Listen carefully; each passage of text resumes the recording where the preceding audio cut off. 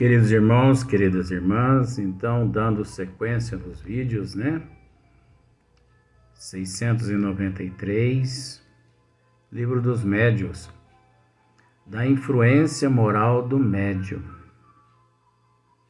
capítulo 20. Ainda nos encontramos no capítulo 20. E observe só para você ver a pergunta de número 7. Olha que pergunta interessante. Kardec pergunta aos bons espíritos da seguinte forma: por que permitem os espíritos superiores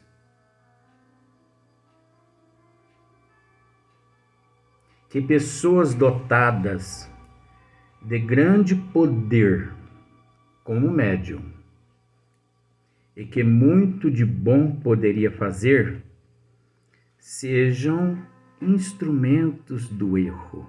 Nossa Senhora! Jesus, eu costumo dizer Jesus, Maria, José e os apóstolos todos juntos. Eu me reservo o direito de não falar muita coisa a respeito dessa pergunta. Eu não tenho... Não é questão de paciência. Sabe, eu não sou omisso. Aí você pode dizer assim, mas então se você se reserva o direito de não se falar, você está sendo omisso. Não. Não. Eu não posso começar omisso, nesse sentido que eu quero dizer aqui, da pergunta, é quando eu começo a falar uma coisa e de repente eu procuro interromper. Você entendeu? Porque eu não admito muitas coisas. Esses 40 anos, vamos dizer assim, na doutrina dos espíritos, vi muita coisa, passei por muitas situações, conheço muitas coisas. 40 anos não é 40 dias, não é 40 minutos.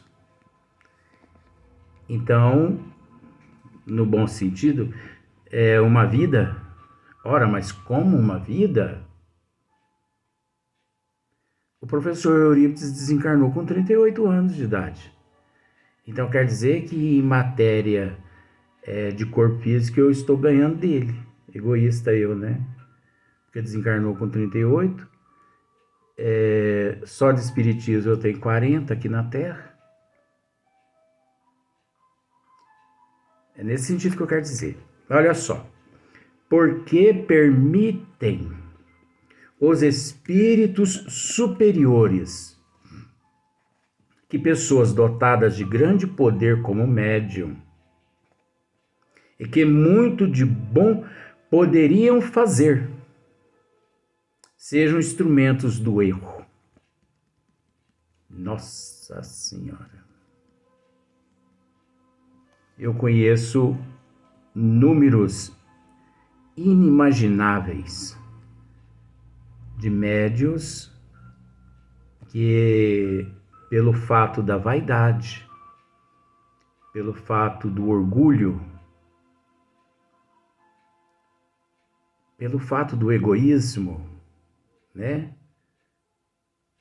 A vaidade, eu acredito que ela, nesse sentido, ela destrói o médium muito mais do que o orgulho e o egoísmo. Sabe por quê?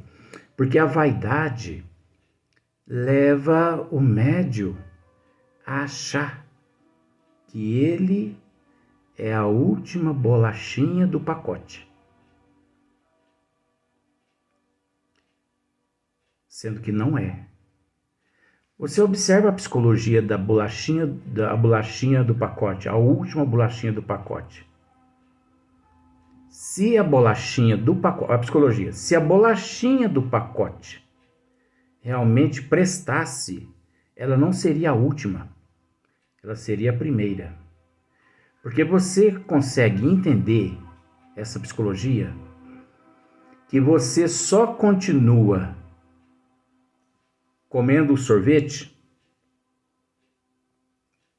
após você ter dado a primeira colherada. Então, qual é a melhor colherada de sorvete? É a primeira. Se a primeira é gostosa, você vai comer o sorvete todo. Se a bolacha é gostosa a primeira, você vai comer todas as bolachas. Agora, se a bolacha não é gostosa, você vai comer aquela ali pela metade e vai jogar aquele saquinho de bolacha para um canto. Aí aonde é que ficou a última? Jogada fora. Isso é psicologia.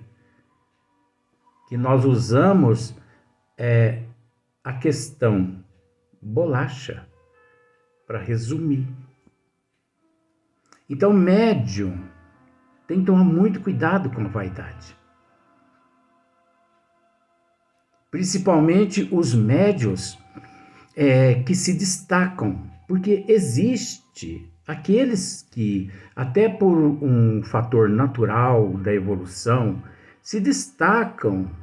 Então, eles não significa que eles são melhores, mas trazendo-se de vidas passadas essa facilidade de se comunicar com o público, né? Uma facilidade tremenda de contato com o mundo espiritual através da vidência, da audição, da psicografia. Aqueles médios que chegam à casa espírita, abraça todo mundo, você entendeu? Vamos dizer por esse lado. Abraça as crianças, abraça as pessoas, deseja boa tarde a todos. Onde aquela pessoa está, na cidade, no comércio, outras pessoas sentem vontade de ficar próximo a ele ou a ela.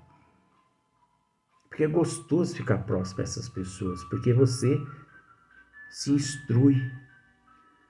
Porque dificilmente sai da boca desse médium, dessa pessoa, palavras pejorativas que desmotiva as pessoas. Esses médios, verdadeiramente médios, eles procuram incentivar as pessoas, procurando hoje ser melhor que ontem e amanhã melhor que hoje. Muitas vezes esses médios sacrificam a si próprios. Às vezes esses médios, eles sorriem com o rosto, por mais que o coração esteja triste, vamos pensar assim. Porque eles pensam nas pessoas muito mais que neles. De certa forma, é errado. É errado pensar mais nos outros do que em si mesmo.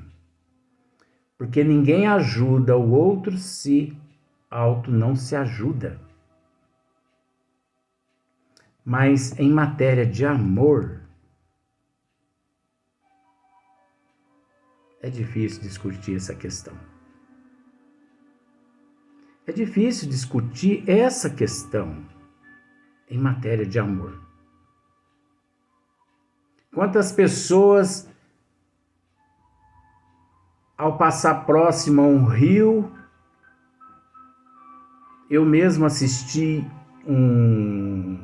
uma reportagem na Índia, um rapaz próximo a um rio, ele viu um cão que a água, né, estava levando embora. Ele sabia que aquele cão ia morrer. E ninguém fazia nada. E o cachorro lá dentro, naquele redemoinho, aquela água muito forte, e o cachorro gritando, como se diz, socorro, socorro. Ele arrancou a camisa, o rapaz, e mergulhou, e foi até onde o cachorro estava. Ele aproximou-se um pouco da margem assim, deu um empurrão no cão, nesse cachorro, o que levou esse cachorro a se segurar nos ramos, umas coisas assim. Sei que na imagem mostra o cachorro saindo do rio. Só que esse rapaz, quando ele quis também se salvar, aquele ramo que ele estava confiante de que ele podia, né, se livrar daquela água muito tempestuosa, aquele ramo se arrebenta e joga ele de costa novamente dentro do rio. E todo mundo ali na margem do rio, ninguém fez nada. O que todos ali sabiam, mas ele naturalmente podia não estar pensando nisso naquele momento. De repente a filmagem termina quando mostra ele mergulhando numa cachoeira. O rio terminava numa cachoeira. Depois eles mostram a cachoeira, mais ou menos um penhasco de uns 30 metros de altura. Aí depois aparece uma nota em cima assim, data de nascimento, tanto do tanto, data de morte, tanto do tanto. E me pergunta se acharam o corpo dele. Não acharam. Morreu salvando a vida de um cão.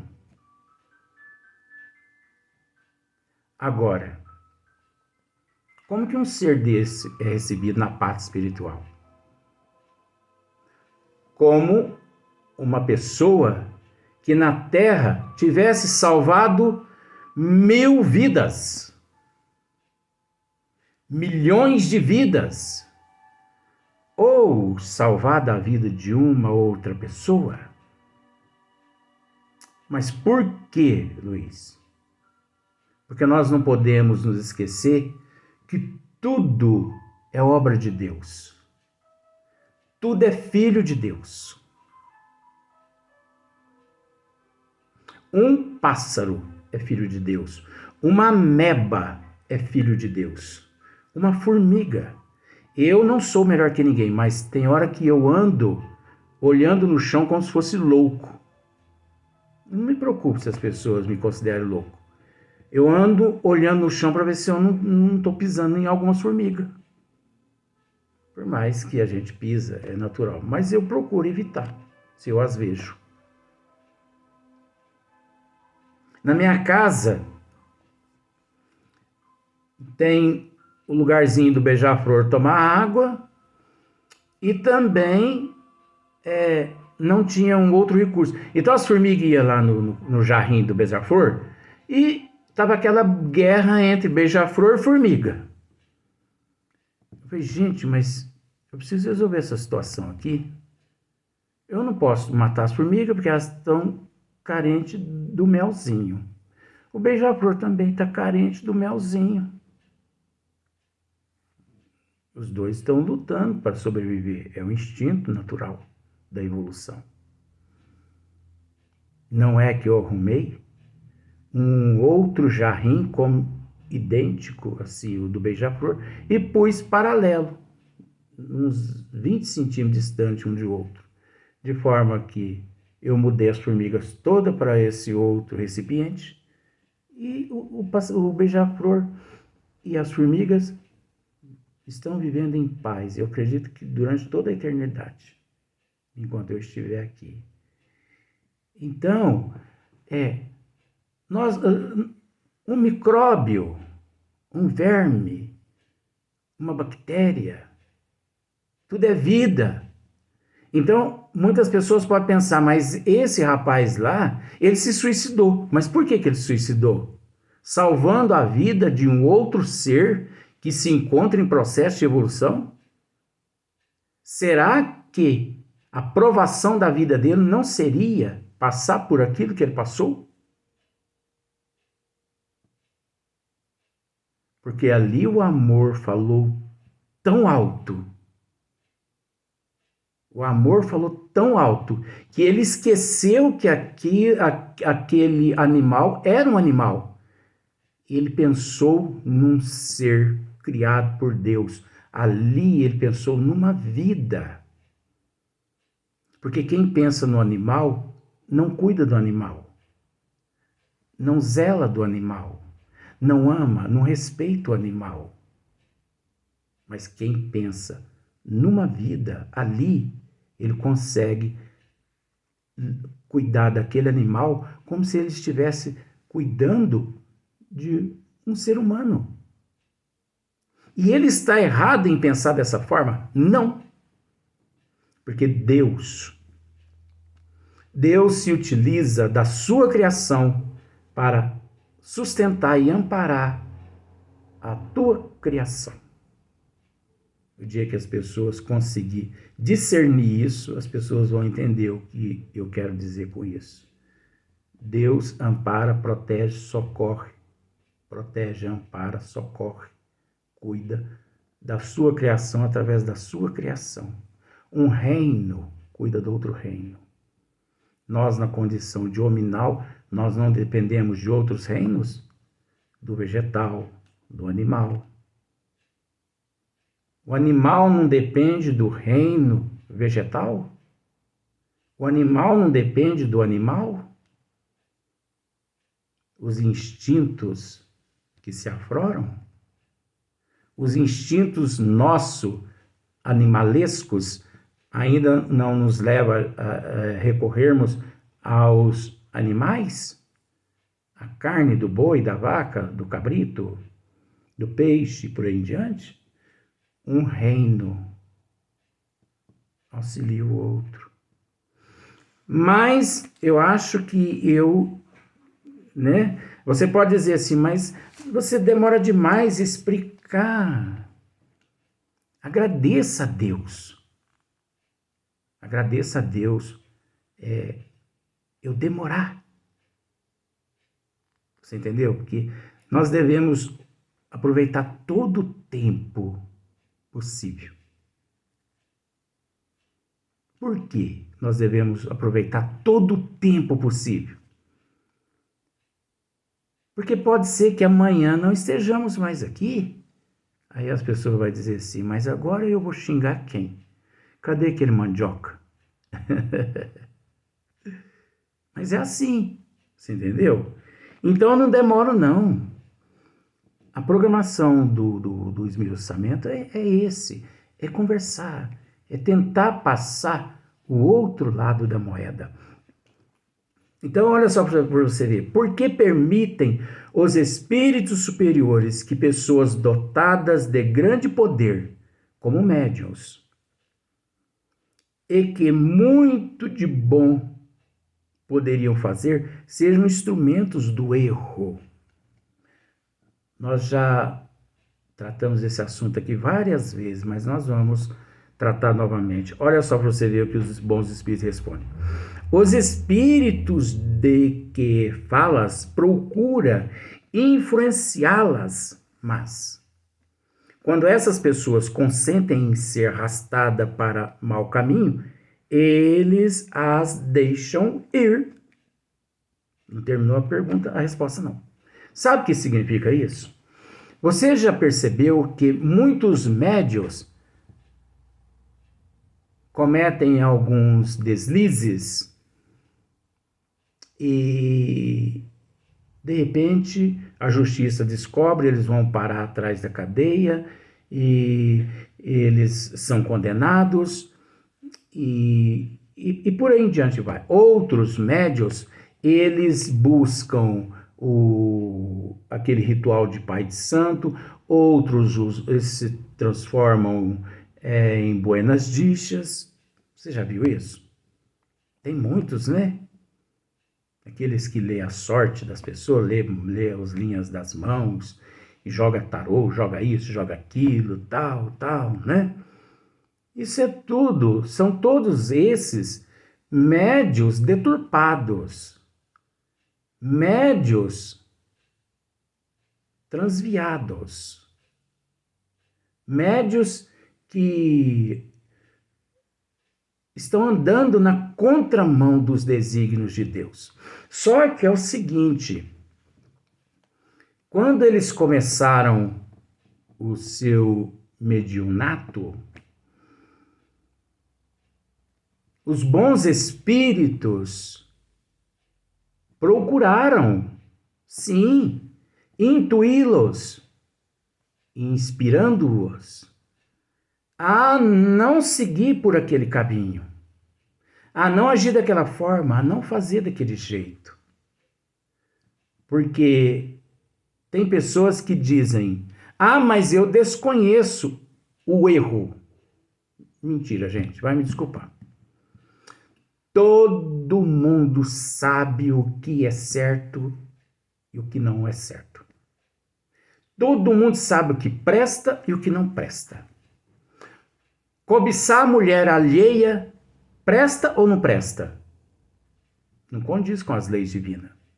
Então nós temos que ter o máximo de respeito para com a mulher alheia e para com o homem alheio também.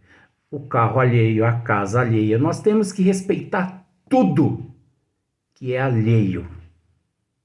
Não é nosso. Não é nosso.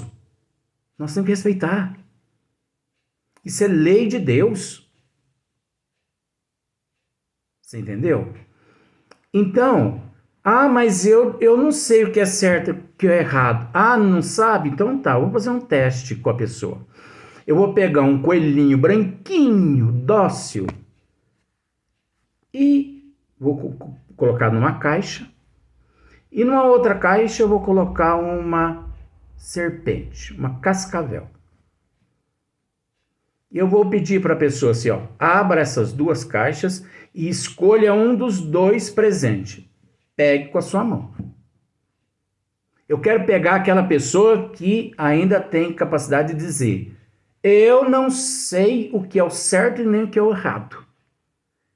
Quer dizer, pegue um desses dois presentes. Abra a caixa primeiro, olha, e depois você pega.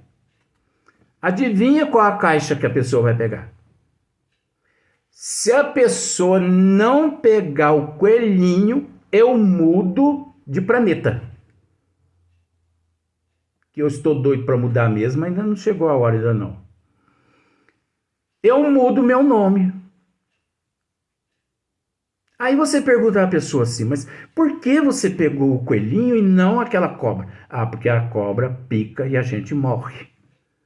Ora, mas você desconhece o mal do bem? Então você podia muito bem ter pegado aquela cobra.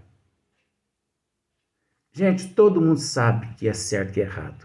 Coloca um copo de pinga sobre a mesa e um copo de leite e fala para a pessoa, toma um dos dois.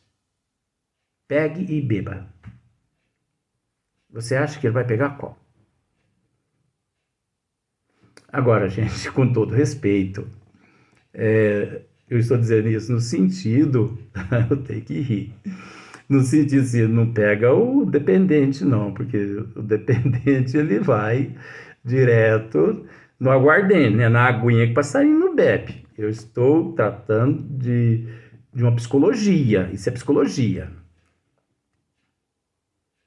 Né? Porque dependendo da pessoa, ele vai engolir até o copo do aguardente e vai dizer assim, não tem mais, não.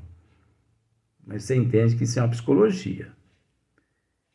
Então, todos nós sabemos o que é certo e o que é errado. Então, por exemplo, o médium, ele fala assim, eu vou cobrar a consulta na casa espírita a qual eu trabalho. Isso está certo ou está errado? Mediunidade não é profissão. Escreve essa aí, mediunidade não é profissão. Mediunidade não é para a gente ganhar dinheiro fisicamente. Mediunidade é a ferramenta da alma.